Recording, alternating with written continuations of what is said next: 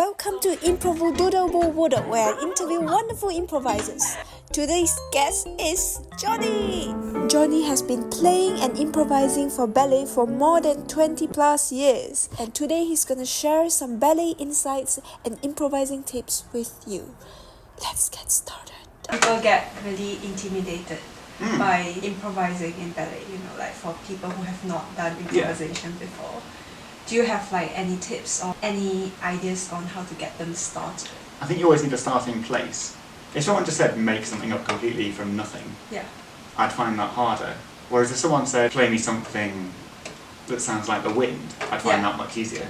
If you just give you a little starting point. So in ballet we get loads of starting points because you don't just play anything.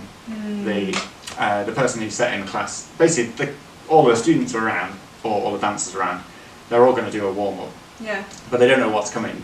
The teacher's going to tell them the steps they're going to do. They're going to count in a rhythm often, sometimes not.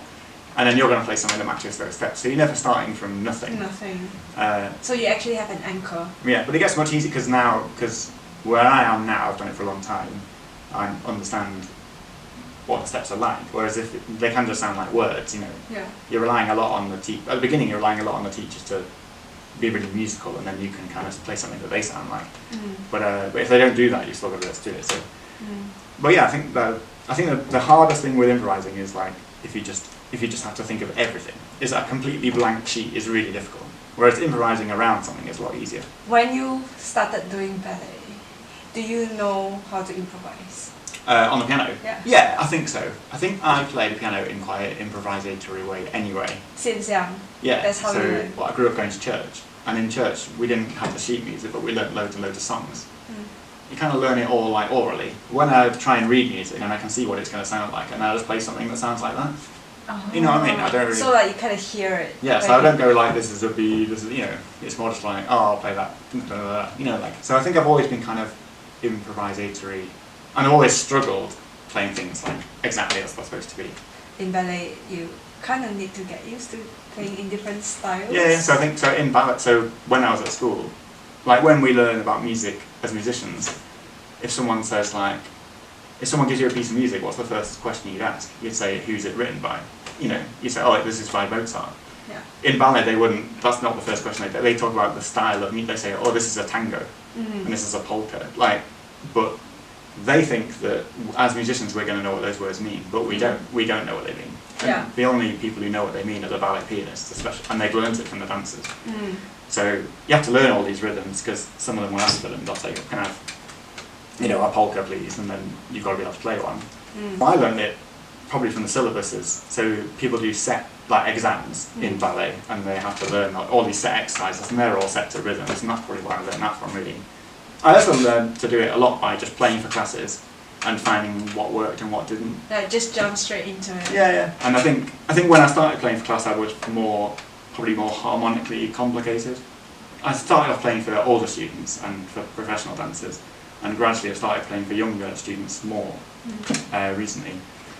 And then I found that when I'm playing for younger students, the most important thing is to really help them to understand what's coming and to make them be musical by the music matching exactly what they're going to do.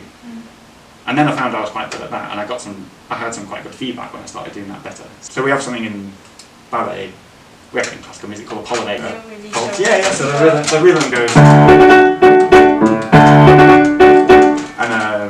and then someone might say, oh, can I have a Polonaise please? So in Sleeping Beauty there's a Polonaise near the end, it goes like...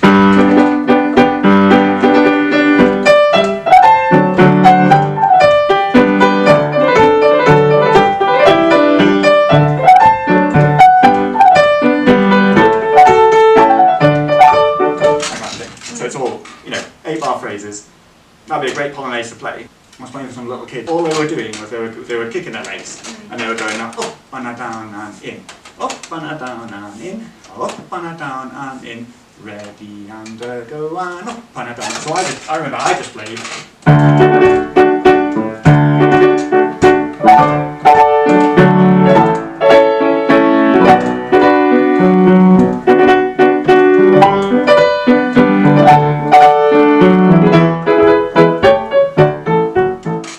Has your relationship with music changed since you started doing ballet? Yeah, definitely. How? There was a big long time where I found it really hard to watch concerts without any dancing.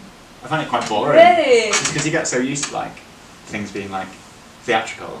Yeah. And so it was really weird, like you'd go to a concert and you just like feel like something was missing. Yeah.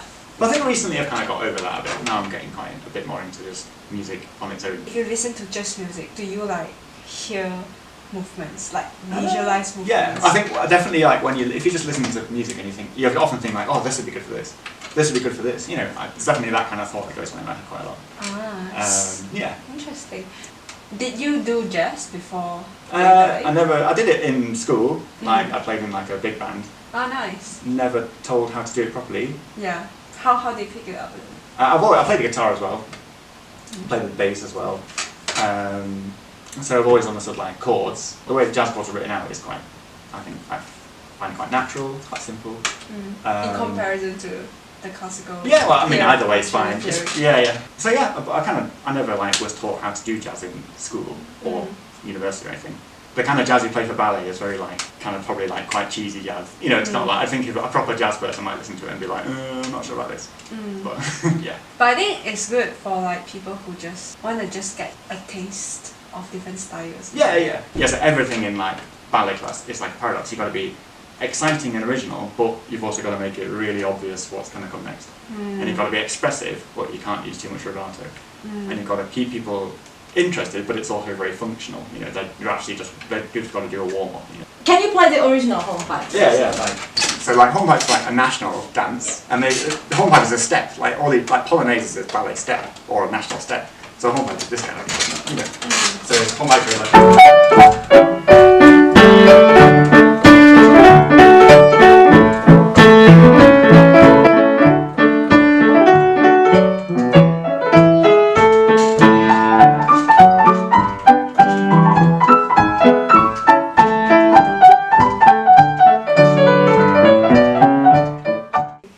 Hornpipe tune. Like a 3/4. Yes, and then after that, maybe when I shout out another style, could you maybe change it immediately? Alright, let's see what happens. Let's see what happens.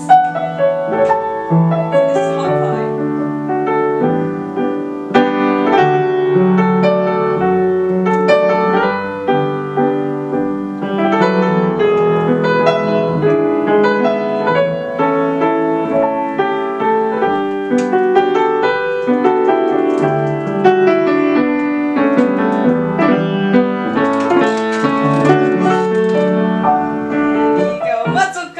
You need to say it.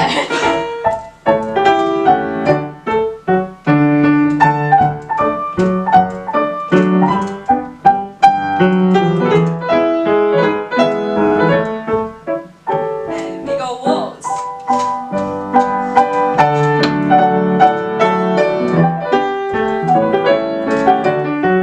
Break time.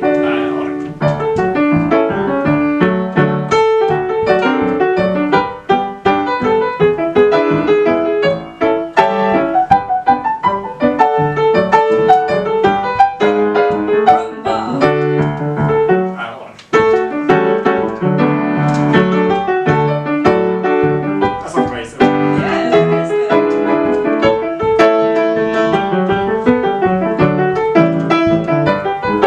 And we go for march.